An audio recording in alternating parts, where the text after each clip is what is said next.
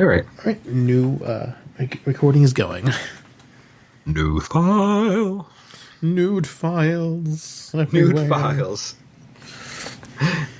No, not those files. Oh, yes. No, yeah, not that one. Synthaholic files. Synthaholics.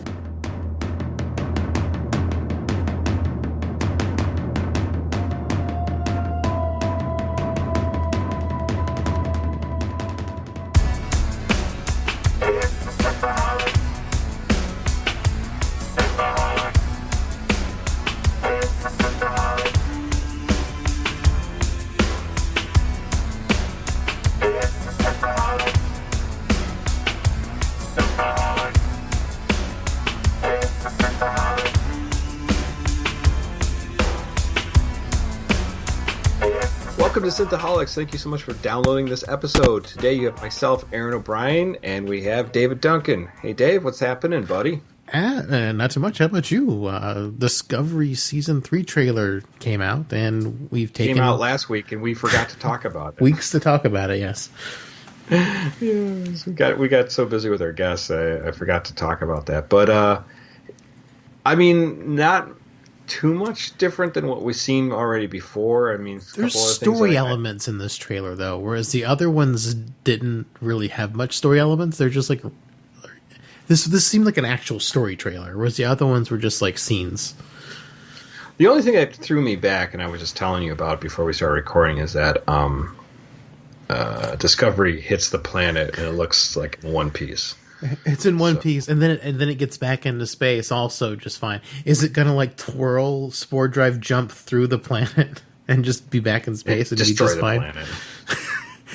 We put bombs inside of that planet too. Well, you see, the thing is, it's like the Discovery's like Chuck Norris. It doesn't, it doesn't push itself up. It pushes the planet down when it does the spinny thing. Right. So it'll be fine when it does its spinny spore jump thing.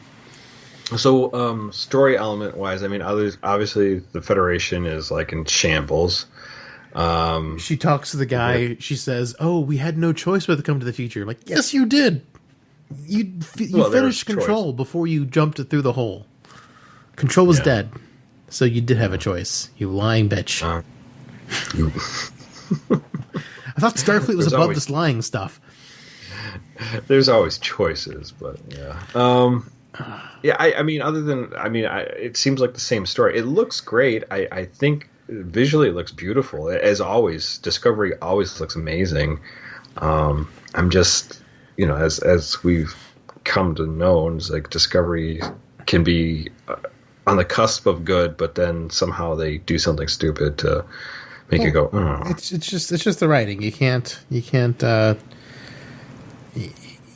No amount of paint can fix a bad structure of a house. You know this. You do construction-y stuff. Mm-hmm. Yeah. You can't. I mean, paint's not going to make it sturdy. And Discovery's got great paint, very, very bad foundation. They mentioned something called the burn, which is what where the Federation fell apart right after this thing called the burn. Mm. And I was reading some websites and stuff early this week, some articles, and I can't remember where it came from, but I saw a theory, and it kind of makes sense. Where remember the Omega Directive episode of Voyager, Aaron? Yep. Where the Omega Directive, basically, Starfleet can turn into total Nazis if they find anyone tinkering with the Omega 13. They can just destroy all evidence, destroy everyone involved with it. It's just like it's the Nazi Directive, where Starfleet can totally become as evil as it needs to be.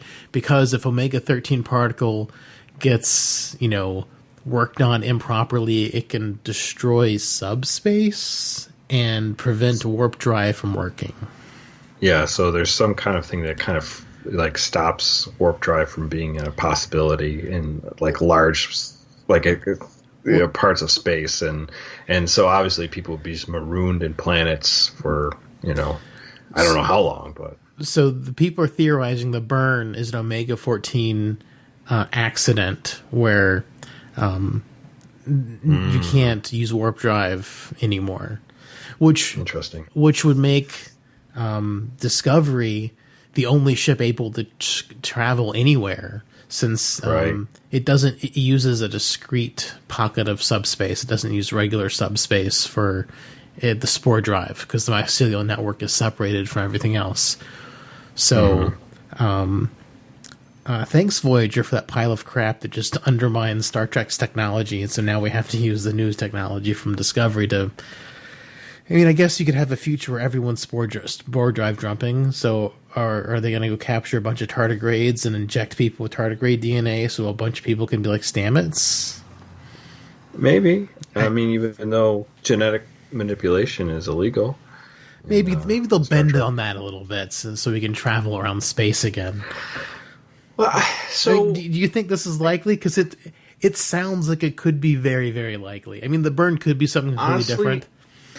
It could be different. But if it does turn out to be that, I actually think that'd be a clever way. Now, how they play it off is totally different. You know, it could be a clever way of telling how the Federation fell apart. You know, something that could be clever, because you think that, you know, technically people would be marooned on their planets, you know, for, you know, I don't know how long they said in the Omega episode of Voyager. I don't know how long. I think they made it sound like it was like a permanent, it would permanently destroy subspace. Oh, really? Okay. I think. I mean, I don't know if subspace can grow back. I haven't watched Omega Directive episodes in a while. Maybe there is a time limit on it, but I don't remember there being. I mean, that's why they could turn into Nazis and just kill everyone involved in the Omega 13 research to protect being able to use warp drive. Yeah. So, and if that's the case, they kind of painted themselves into a good corner, because then they can use the mycelium network. Now, granted, I don't understand how a mycelium network runs through all space. I mean, I'm assuming it's some kind of weird other dimension they kind of travel through. Oh yeah, I mean, it's got to be like technically a different plane. Like the Discovery's kind of putting Star Trek in more like science fantasy, because in like your Dungeons and Dragons and like that, like there's different kind of planes you can go to that are just different worlds or different versions of the world. That's like a high fantasy type thing. I mean, I guess it could be a science fiction thing too, but it's. When you think about alternate realities and that way, it's more on the fantasy side, I think, than science fiction side. At least in my experience. It's proven that there's other. I mean, they basically theorize there's alternate dimensions, but a dimension that has a network that connects to different areas, that's unusual, and to be able to navigate through it, that's a whole nother thing that obviously Stamets and the technology they created to interface with the tardigrade DNA, somehow they can work through it. So, yeah. Well, I still don't know what happened with all the other spore drives that they were making. I mean, Cornwall in season 1 was like, we got to make way more of these, and it never came up again. Well, she got killed. Well, that was season 2. Yeah, but and at the very end of season 2, they got busy with Control. It's not a terrible idea. I don't dislike that idea. It's just I just dislike basically. Oh, go ahead. Well, it just means that Discovery becomes like the bus of the universe. Yes. So it'll take you from point A to point B, and then there's a reason for the ship to be so unnecessarily ginormous compared to all the other ships. Well, it definitely helps. That's for sure. It becomes the space bus. The future space bus. Magic bus. Magic school bus. I'm not a huge fan of it because I wasn't a fan of the Omega Directive and Starfleet turning into Nazis and killing people over this thing, and having something fundamentally destroy your mode of travel is not a fun plot device. It's not a fun plot. It's an interesting theory. I mean, you figure there has to be things that are out there that could disrupt things. I mean, there was, I forgot the TNG episode where Where they had to lower the warp speed limit, because it has happened in Star Trek a couple times, but those have been like really annoying plot devices. That is just because they were tearing through like a fabric in space because they kept on warping and they kept on doing weird. I forget what episode that was. It's been a while since I've seen but that basically like they wanted the cruising speed to stay at like a warp 5, and you can only go over warp. You can only go over warp 5 or 6, like in extreme emergencies or something like that. Yeah, and then like in the Cardassian thing, they have the Briar patch where there's you can't travel through it like easily, So I mean, there's definitely areas in space that make it difficult. So I mean, I don't know. But just destroying warp drive completely is just kind of like. But I mean, it kind of gets them out of their hole and puts Discovery in a place where it can be useful and that technology can hopefully replicate and rebuild the Federation with ancient technology. Yeah, right. Well, I like the trailer. It looks cool. It looks great. I mean, whether the story's there, I don't know. I am going to go into it with an open mind and an open heart. I don't have high hopes, but I will just keep open. I'm not going to cast any judgment. I'm just going to let it wash over me, and I'll let you know if I start wanting to tear my eyes out. Like fear, you let it pass over you, and you will view it from afar. Yeah, only I will remain. Only I will remain. Yeah, exactly. So I don't know. So I mean, it was nice seeing a story trailer, hearing about the burn, hearing there's like some giant catastrophe that made the Federation fall, and if there's any catastrophe that would make the Federation fall, it's not being able to use their warp speed buses. That's right. Well, and they even mention we're not about we're Starfleet. It's about the people. We're not about not a bunch of ships. Which Stuart and Samuel from Trek Yards just screamed out in horror. Two voices scream out in horror, and then suddenly silence. Suddenly silent. That's not true. It's about the ships. It's totally about the ships. I love these ships in Star Trek. Much love, Trek Yards. Much love, Trek Yards. Love. Just joking. Yeah, but it's how come no one ever discovered the Iconian stuff again? Just remake that technology. You don't need ships. You can just make doors that go everywhere. Yeah, maybe that's next. Maybe that's the next. Or thing, so. Just Federation can make their hub on the Guardian of Forever world. Oh, cool. Go back in time and undo the burn. Go back and do that. Oh my god. That would be a cool story. They could totally, there's so much stuff in Star Trek where they could just undo all the fuckery they've been doing lately. Yeah, just go back and fix it all. Totally. They could go, and the thing is, it's a one-way trip. I mean, they could theoretically go to the Guardian of Forever, go back and fix all this stuff, since apparently the time ship relativity has been sleeping, not fixing the time stream. I mean, they have been. I mean, like, they would be the ones to not let the burn. I mean, of course, Discovery Season 3 could take place in an alternate reality, because whenever you deal with time travel, you do deal with alternate timelines. So Discovery's future timeline could just be a completely different timeline other than what the real timeline is, which is maybe why the relativity has been like, I don't give a shit. Right. Yeah. Because Discovery keeps doing, I mean, they did a time jump in Season 1, that 7-year or 7-month jump or whatever with the Klingons won. So they did a time jump there. We did a time jump from 7 months to 900 something years. So, and they're trying to, they're already trying to break from the what we saw in Discovery Season 2, where the ending where everything is dead. So this is an alternate ending where the Federation is broken. Hopefully it's not the real ending. Hopefully it's just another timeline so they can fix it. Because, I mean, that's my theory, is that they're there to fix it. I guess we'll see. And it's going to happen soon, within a month, October 15th. Yeah.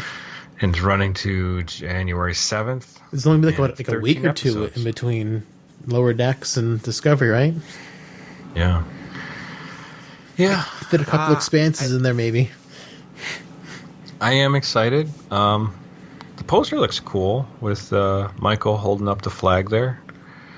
The rebel flag? No, it's the Federation flag. It's in tatters. Tattered flag. Freedom.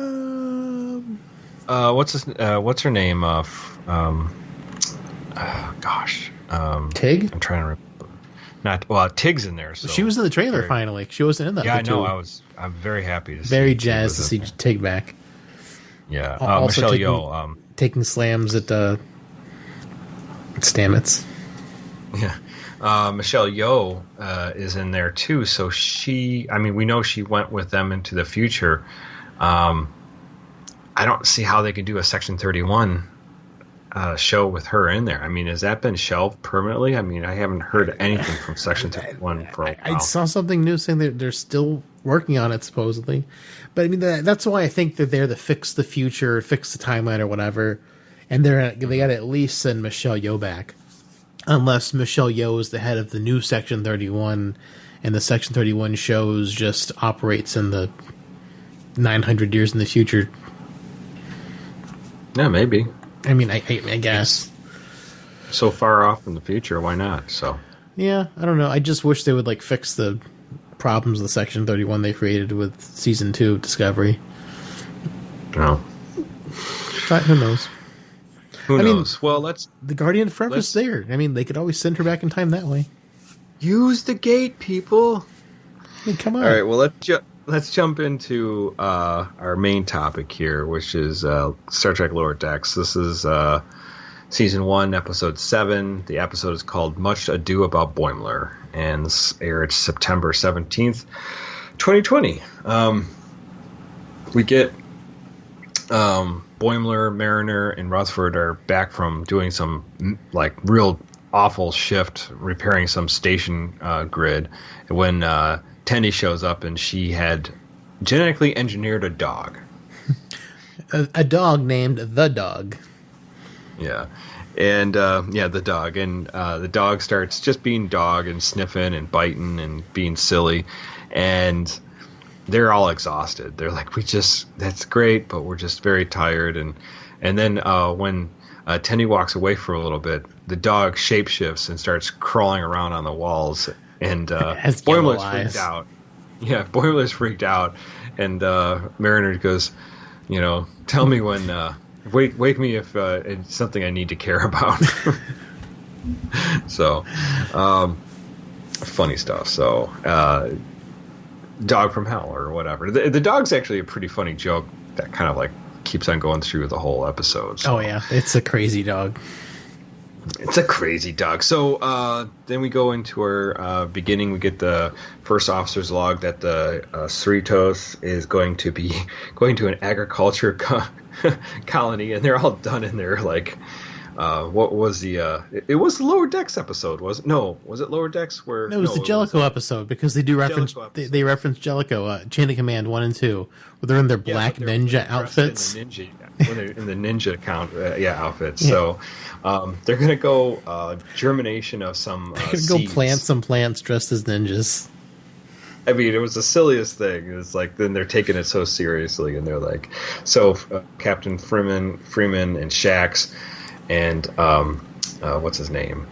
Jerry O'Connell. The commander. They're all going to go to this mission, but in the meantime, they're going to get another captain, and this is the captain of the USS Oakland, and this is Captain Ramsey, and she served with Mariner before, or no, they went to Starfleet together. They graduated together. They thought Mariner was going to be the first one to reach captain, and look at her, she's still an ensign.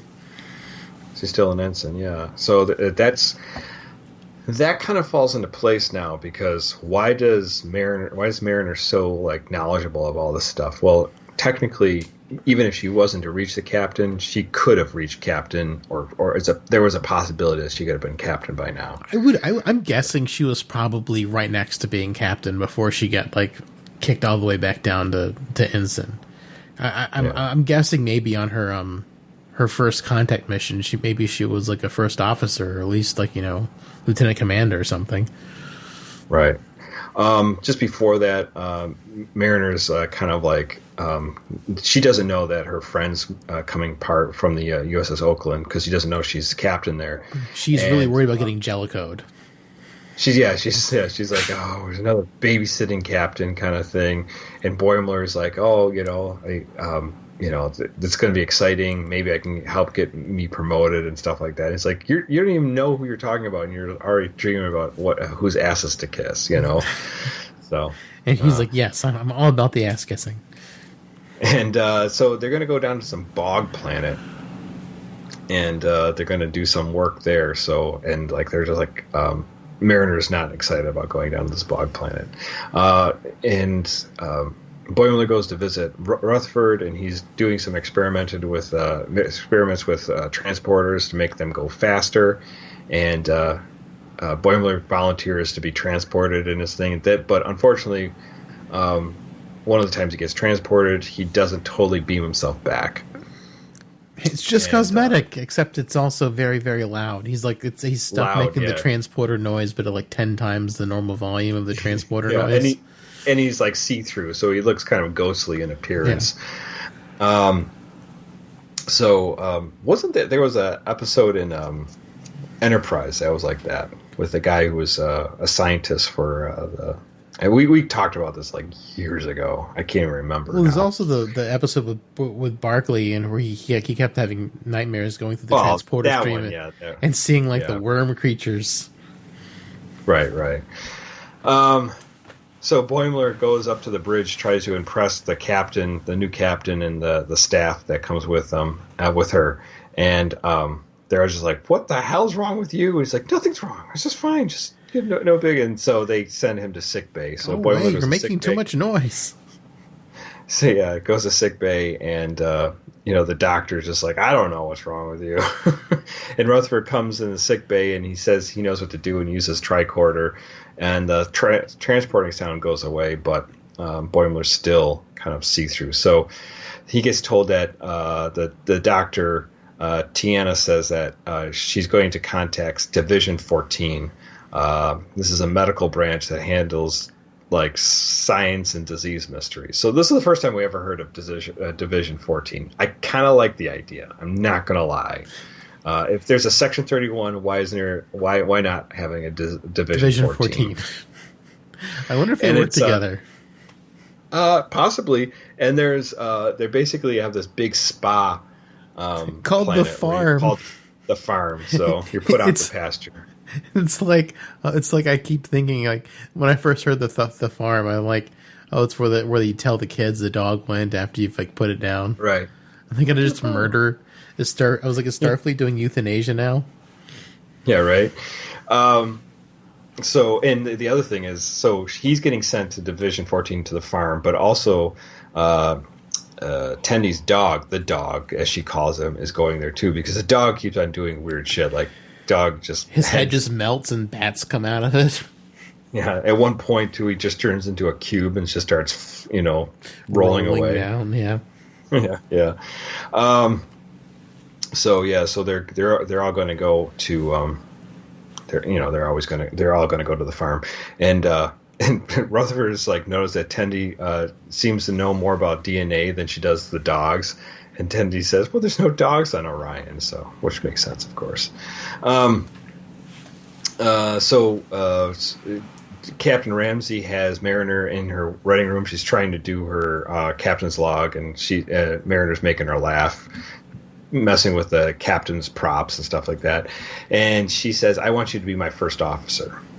And she's like, "Oh, okay, cool, awesome." And it's kind of funny because they're good friends and they have like a lot of these memories. But like, it's funny that Ramsey doesn't ask her like, "Why are you still an ensign?"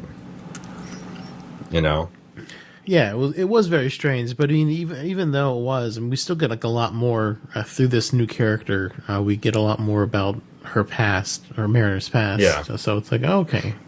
We're finally starting to learn about her a little bit. The Cerritos then is meets up with the Ostler, which is a ship operated by Division 14, and this is met the guy operating, or the captain, is Edosin, and he is going to take him to the farm. So, but he's really like creepy. He's like menacing. He's wearing a mask. Yeah, very different. He's like a very different tunic for a Starfleet officer. Yeah, very. Yeah, it's almost like robes, like Victorian or like something like that. Harry Potter robes. Yeah. So Ramsey and Mariner and Ramsey's crew are going to go down to this away mission to the Bog planet, and so they're getting all set up, and they start talking about like past things that they did, and one of them is like this professor at Starfleet, where they stole his car and they like drove it into the bay, and one of the, like I think of the trio goes, "Man, I love that professor. I was at his funeral." And they're like, okay, sorry, because Mariner is like in a totally different world than Ramsey. Ramsey's trying to get their respect and command them, and Mariner just couldn't care less. And she talks about how she puts a scorpion in Jack Ransom, the Commander Ransom's bed, and he almost died from the sting. So, and they're all looking at her like, what? So, and they get down to this planet, and Mariner's definitely screwing up, and there's a part where one of the devices they're using to help clean the water on this bog planet is messing up, and they need tricorders, and she never brought the tricorders down. She grabbed the wrong Why is she responsible for everyone's tricorders? Yeah, everyone always just had their own tricorder on their hip. This is a very strange thing. I'm like, what? Since when is it one person's responsibility to bring all the tricorders? Right. So. Did they take away their pockets? I guess, but yeah. So, and they kind of like put her down for what she did, for getting the tricorders. So, yeah, Vulcan throws her shade the entire episode. Yeah, she does, absolutely. And then they go back to Cerritos, and Captain Freeman's talking about how excited she is that she might actually plant this plant that she has been growing. So it's kind of cool. In her Black Ops outfit. Yeah, I know. Then they're going to meet with this other plant, the Rubidos. I think that's how you say it. The Rubidos. Rubido. And they see Ramsey seems to have a relationship with the crew. Like, she's like, the captain gets herself in trouble, and she saves her all the time. Yeah, so the Rubido is kind of floating there, and it looks like it's under distress, like there's no power to it. And it says, "Oh, you probably didn't fix something I told you to fix a long time ago." So they're going to go investigate and beam over and get them, get it all figured out. Then back on the Division 14 ship, the Ostler, Boimler gets shown into the other people. They were supposedly going to the farm, and just all a bunch of science experiments gone wrong. And there's a warp 10 lizard, so someone else apparently did warp 10. Yep.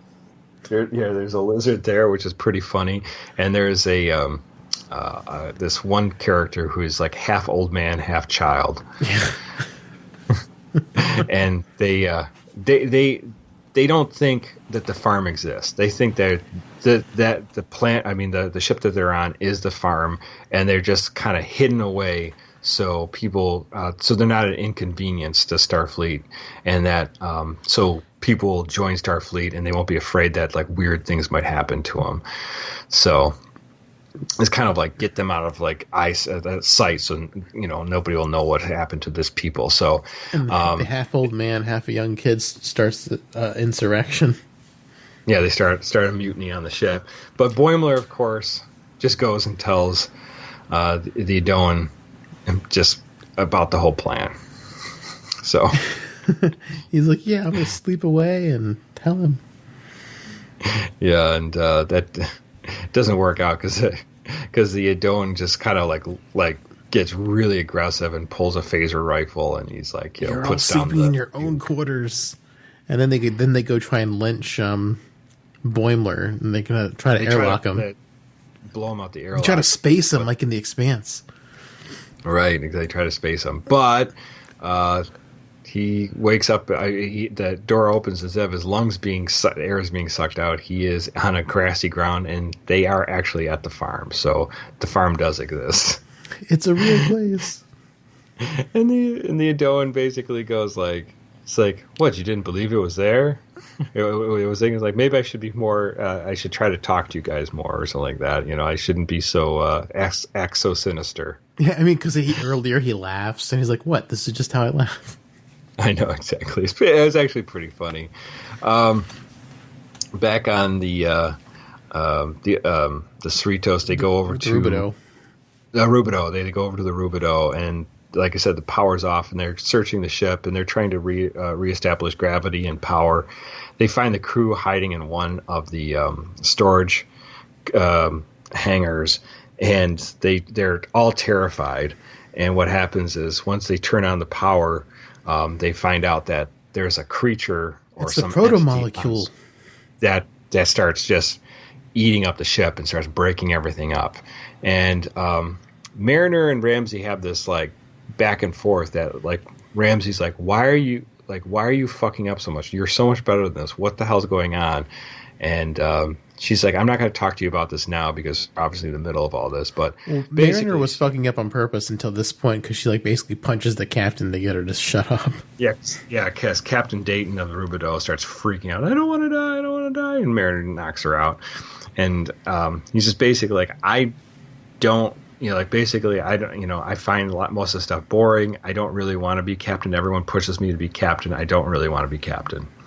And I don't know what I want to do, but that's just not what I want, So, but they successfully bring the Rubido's crew up to the bridge. Unfortunately, the bridge starts getting torn apart by this creature. And Mariner calls over to Rutherford to get his high-speed transport thing working. So he gets that implemented, and he beams them off before they're all sucked out into space. And they all have the half-beaming noise on them. Right. Meanwhile, though, Boimler, back on the farm, finds out that it's all just temporary. And his thing just goes back to normal. So it was just like a temporary thing that how he was in this mid phase of beaming. So he's back to normal. And then these two nurses are getting ready to shack up with him. Yeah, he's like, oh, and then they're just like, you're like, normal no, now. We don't care. And then there's Tendi says goodbye to the dog, and the dog is talking to her. And he says there's so much. He says I love this place. He says more places for me to urinate on. So, which I thought was funny. And then the dog starts flying away. And what was it? Boimler walks over and says, dogs can't walk and talk. And Boimler says that she doesn't know that what dogs can't do these things. So Tendi was kind of surprised at all that. So and she's like, funny. Oh, I guess you are a freak after all. And the dog's like, yeah, I know. I just didn't want to scare you. That's great. It was funny. And then obviously Boimler gets back to the Cerritos, and everyone's like in that mid-phase thing because of Rutherford's thing for his speed beam. But he's like, don't worry, it's all temporary. So that's saves the day there. But then the Rubido turns into, it looks like the jellyfish from Counter 4. It does look like, and so I was wondering if Q was going to show up because the first time we saw Q was with the jellyfish thing. But before it was tearing up the ship, it looked like the proto-molecule because it acted just like it because it was blue, and then it would start to act when the power came on. It was like, are they taking it from the Expanse? Right. And then and then we get back at like the bar or the area where they're all hanging out. That Ramsey and Mariner says that basically Mary says that she gets offered to go with Ramsey, but she's like to be her first officer, but she just wants to figure things out as an ensign. That's what she wants to be. She's not really into being in command. So, and then Commander Ransom goes to hit on Ramsey, and she just like smashes him into a table. So, so there you go. And that wraps up this episode. Dave, what do you think of this episode, the Much Ado About Boimler? They are fitting a lot into these really short episodes. I'm kind of impressed with all like the B plots and C plots are able to fit into like one single episode. Yeah, for sure. Because we got the command crew going to the plants. We got the I guess that's like the C plot, and we've got like the A plot with Mariner and her friend and her fucking up the entire episode trying to not get promoted. And then we've got the B plot with Boimler and the dog going to the farm. Yeah. They're fitting a lot into these episodes. It's really impressive. And all the little callbacks. I mean, we're callbacking the Jellicoe. We're callbacking to Chain of Command in general with the suits. I feel like the Jellicoe thing, more than anything, and the show has done so far, has been like really breaking the fourth wall. Yeah, because I mean, like, why would she know and/or care? A lot of, yeah, I know, but they mention other things like they mention Khan and stuff like that. And, yeah, I mean, they mention a lot of stuff. I mean, they do, but I mean that stuff's like history, and like it was kind of important and kind of a big deal. But the Jellicoe thing, for all the other things they've mentioned, those kind of make sense because they were kind of bigger and it was on Kirk's ship. But I mean, this was just like a random thing with when the Enterprise had is the Enterprise that documented in Starfleet so that like just one change of command for like a couple days is worth Mariner knowing.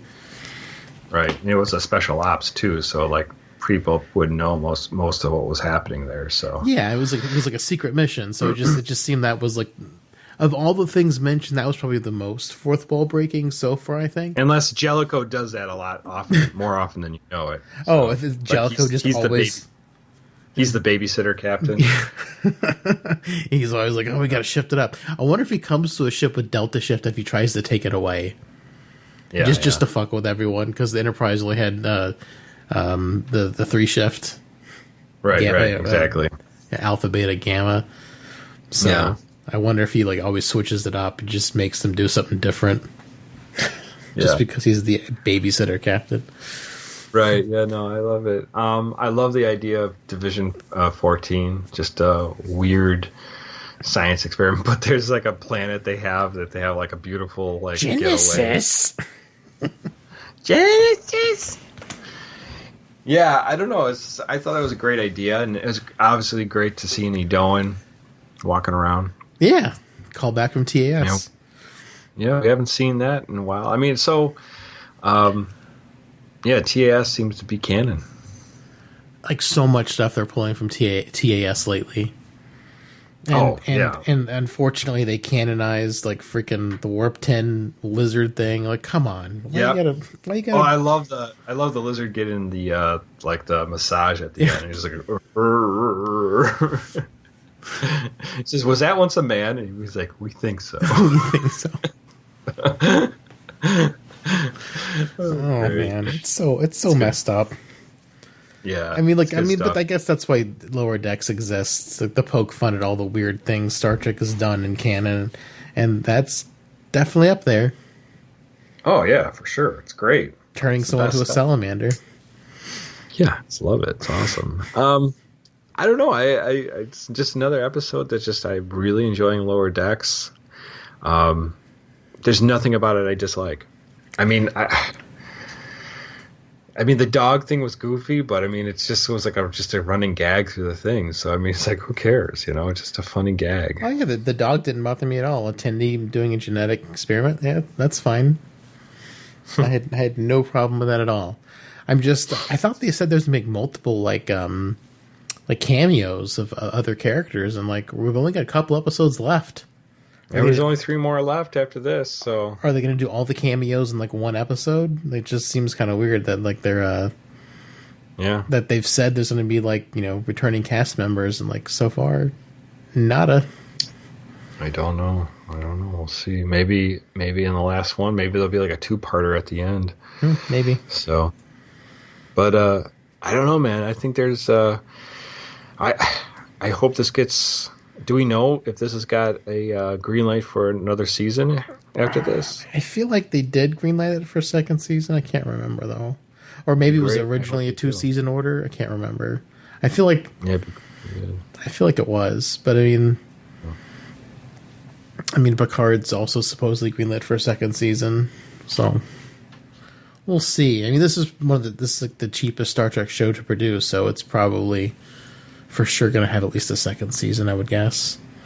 Yeah. At this point, I love it. I think it's great. Yeah, they've been doing a good job, and like I can't believe how much stuff they're fitting into like a 30-minute episode. Yeah.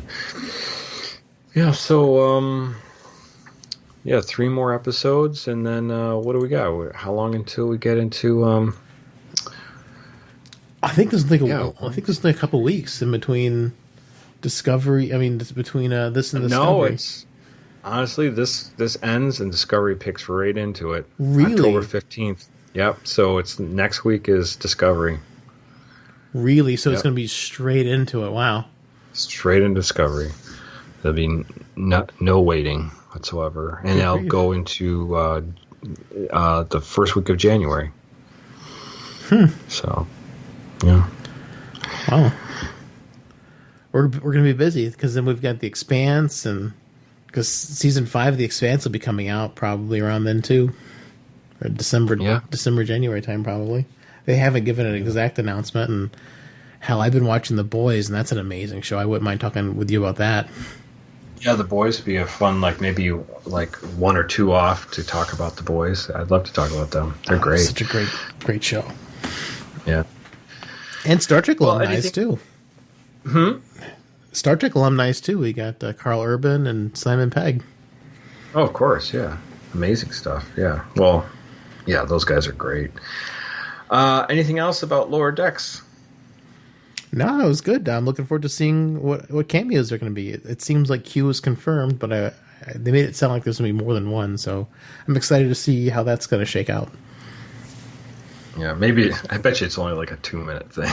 Oh, I'm sure it's going to be a small thing. The episodes aren't that long, but I mean, I've been waiting for like a legacy character because they said there's going to be some showing up, so looking to see how that's going to tie in. Awesome. Well, we'll have to see. Until then, guys, if you have any other thoughts or further things to say, you can email us if you have something we might have missed or you want to bring to our attention. You can email us at synthaholics@yahoo.com. You can also contact us on our Facebook group, Facebook.com/groups/Synthaholics. We'd love to hear from you there. You can hit us up on Twitter. Our Twitter handle is Synthaholic Duo. And if the show is something you want to support, please go to our Patreon, patreon.com/Synthaholics, and you can donate. Dave, I love Lower Decks. And Star Trek Discovery season, and I cannot lie. Season 3 of Star Trek Discovery looks good. I'm gonna hold off my judgment, so I will not try to cast any bad feelings towards it. I'll be cautious. I mean, I hope it gets good. I mean, season 3 is when Star Trek has historically gotten better. Yeah. I don't remember hearing any writers' room shakeups this season. Yeah, and think about it. All the eyes are on Picard. So maybe this is where it gets good. Maybe. We'll have to see. Right after Lower Decks, we'll be going right into Discovery, then hopefully we can get back into The Expanse. Or whatever else we're going to talk about at that point. But cool stuff, guys. All right, well, until next week, more Lower Decks, but prepare yourself because we're into a long road of Star Trek. Until then, live long and prosper, one and all. Well, McCoy, my boy, come mix me a drink. Before the night's over, I'll puke in the sink, and we'll cry till we laugh, and we'll both shit our pants. You're the best drinking friend I ever had. been a long road. Seeing all this new Star Trek. Oh, cool, man.